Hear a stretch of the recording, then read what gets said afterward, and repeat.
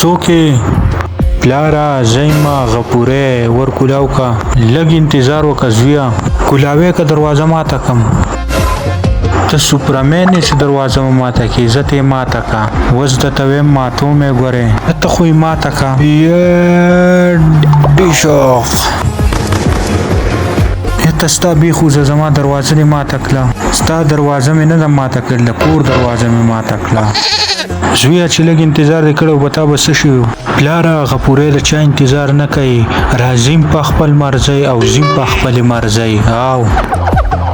دا چلونه تا د چا نه زده کړي پلاره دا ما زده کړي نه دي دا پیدایشي دي دا عادتونه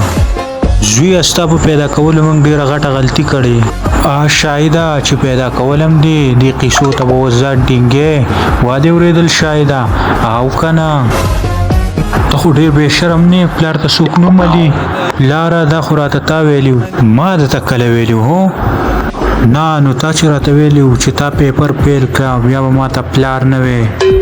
نو څه مطلب نو پیل شومه بدتمیزه ستا سره هېڅ هم نه کېږي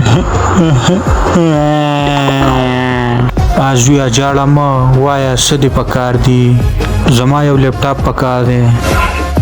زویه په لیپټاپ څه کې ستا سره خو موبایل شته پلاره چې په موبایل باندې 15 ایډین یعنې هغه کار نه کوي چې لیپټاپ یې نو مزه به وکړي وا زویه وا زه شپه ورځ محنت کوم زه وایم چې دی څه سبق وایي چې څه ترې جوړ شي او ته په فیسبوک باندې ما له ایډین چلې پلاره تا هم ماته د یوې خبرې پته څه خبرې د څو ورځو نه چې ته ریا جینۍ ته ایس ام ایس کې نه نه نه نه تا ته چا وویل هو پلاره د پټولو هېڅ فایده نشته هغه هم زما آی ډي ده او که نه ریا ریا اله ریا ریا اله ریا ریا ریا شرمېدلې نن اوس ولې ژاړې بې غیرته نه ما د دې دپاره نه چړل څه دپاره ژاړې هو 200 روپۍ راکړه بیا درته ویم دا واله 200 روپۍ او وایه پلاره د دې 200 روپو دپاره ما ژړل ستا خو بیا څه دي پلار مې د وختي نه رایسار کړی دننه ما ته چغې راتلې سړی خوب ته نه پرېږدی ځواني مرګان شي ستا سره مې چې واده کړی ښه ده ورځ مې ونه لیده راځه ستا کمې او تم راځه صحیح ده که نه درلمه سم شروع کړې هلکه زویه سبق دې څنګه روان دی